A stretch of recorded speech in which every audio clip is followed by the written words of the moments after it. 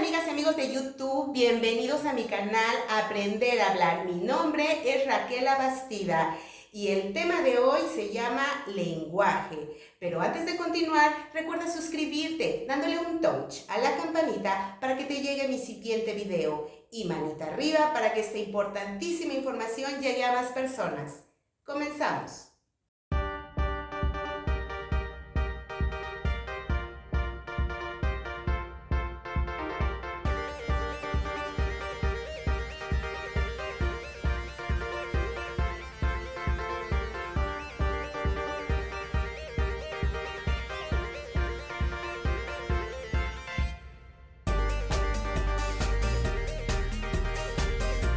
Aprender a hablar.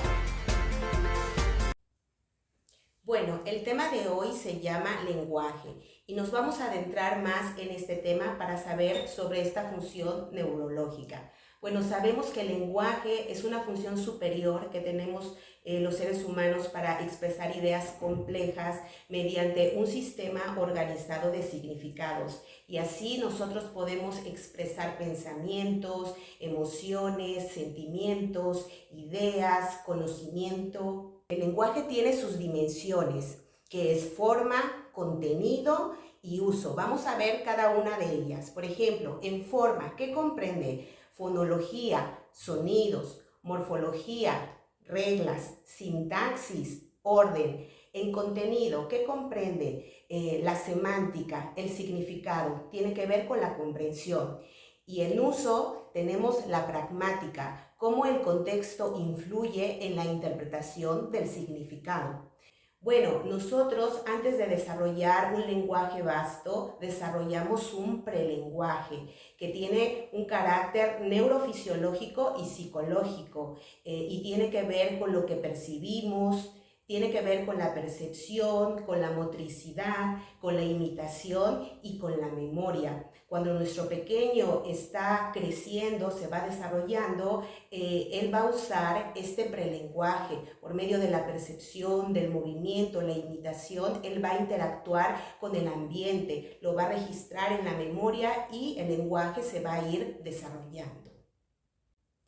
Vamos a hablar de las características del lenguaje. Es universal porque es una capacidad propia del ser humano. Se exterioriza con el uso de los signos a través de la lengua y el habla. Es racional porque está basado en la razón para asociar los signos lingüísticos. Se manifiesta verbal y no verbal. Es arbitrario porque no mantiene una asociación lógica con el objeto que representa. Evoluciona constantemente como consecuencia de la acumulación de experiencias en el habla cotidiana.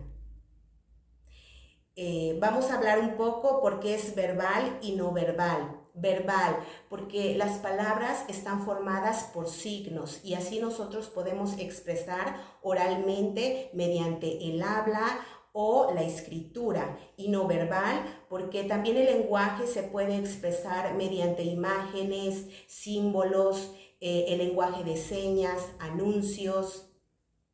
Bueno, vamos a hablar un poco del significado, que es el concepto, y el significante, que es la imagen acústica. Los diferentes lenguajes pueden ser decodificados por las mismas personas que manejan un mismo sistema de signos. Un signo es aquello que nos da una idea y los signos están formados por dos aspectos. Primer aspecto de los signos, significado o concepto. El concepto es la representación mental del objeto. Por ejemplo, cuando yo digo casa, ¿en qué piensan? 1, 2, 3, 4, 5. Exacto. Piensan en una estructura que está hecha de concreto, que tiene habitaciones, que tiene ventanas, puertas, que ahí viven las personas, ¿verdad? A ver, vamos con otro ejemplo. Si yo digo gato, ¿en qué piensan? 1, 2, 3, 4, 5. Exacto, en un animal doméstico que es felino, que tiene 4 patas, que tiene una cola larga, que es peludito, que tiene orejas puntiagudas, una naricita rosa. Bueno, ahora vamos a hablar del significante o imagen acústica. Al objeto lo designamos con diferentes palabras y estas palabras van a cambiar de acuerdo al idioma. Por ejemplo, en México nosotros decimos casa. En Estados Unidos se dice house. También el significante es la imagen gráfica o cadena de sonidos. Por ejemplo, si yo digo k, a, s, a, si junto estos sonidos formo la palabra casa. Ahora vamos a hablar del circuito del habla según Saussure. Y él nos explica, nos dice que tiene que haber un emisor y un receptor. El circuito del habla comienza con el emisor, porque él tiene el concepto. El concepto está formado por la imagen acústica, que es el significante. Entonces, se van a producir ondas sonoras que provienen de nuestro aparato fonador, que tiene que ver con la laringe, la lengua, los labios. Ese es nuestro aparato fonador. Estas ondas sonoras van a llegar al oído del receptor. Ahí se va a transformar un impulso nervioso que va a llegar al cerebro. Cuando llega, el cerebro va a asociar esta imagen acústica, que es el significante, a un concepto, que es el significado. Bueno, ahora vamos a hablar de las funciones del lenguaje. El lenguaje puede ser referencial porque expresa de manera objetiva los diferentes aspectos de la realidad a través de la información, ideas y conceptos. Por ejemplo, la nota de un periódico. También el lenguaje puede ser apelativo porque busca influir en el receptor del mensaje para obtener de él una reacción particular. Un ejemplo sería, por favor, al entrar usen cubrebocas. Bueno, el lenguaje también puede ser emotivo o expresivo porque busca transmitir el estado de ánimo del emisor. Por ejemplo, ¡qué emocionante! Escribí un libro. Bueno, el lenguaje también puede ser fático. ¿Qué quiere decir? Que puede interrumpir, finalizar o prolongar una conversación. Por ejemplo, bueno, gracias por escucharme. Estamos finalizando. O si queremos prolongar, podemos decir, tu plática es muy interesante. ¿Podrías explicarme más? Bueno, el lenguaje también puede ser poético o estético. Aquí consiste en alterar el lenguaje cotidiano mediante una emotividad o una sensación de belleza. ¿Cómo podría ser? ¿Cómo lo alteramos? Bueno, por ejemplo, si yo digo, qué bonitos ojos negros, ahora voy a alterar el lenguaje. Tus ojos hermosos como la oscura noche. Ahí está alterado el lenguaje. Bueno, ahora vamos a hablar los puntos de vista sobre el desarrollo del lenguaje. De acuerdo al conductista Skinner, nos dice que el desarrollo del lenguaje se debe totalmente a factores ambientales. Este es un punto de vista un poco simple, ¿verdad? Vamos a ver otro.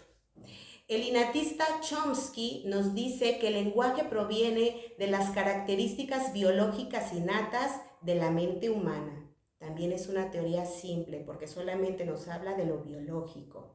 El interaccionista Piaget nos da un enfoque diferente porque tiene que ver con la parte cognoscitiva y nos dice, el lenguaje resulta de la interacción entre los factores cognoscitivos y ambientales. Bueno, es una idea un poco más completa, ¿verdad? De acuerdo a lo que hemos ido aprendiendo sobre el lenguaje. También nos dice el interaccionista Vygotsky, él ya tiene una idea contextual del lenguaje. Nos dice, el lenguaje se construye dentro de un contexto sociocultural y depende de los factores cognitivos y ambientales.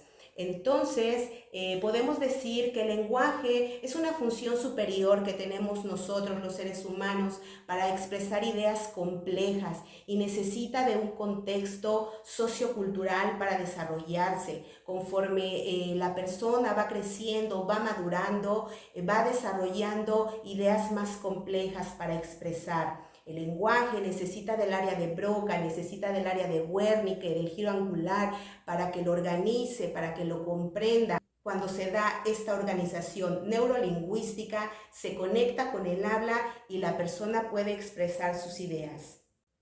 Bueno, hasta aquí mi video. Espero que les haya gustado. Compartan esta información, denle like, suscríbanse para que llegue a más personas. Nos vemos en mi siguiente video, aquí en Aprender a Hablar. Sí, así.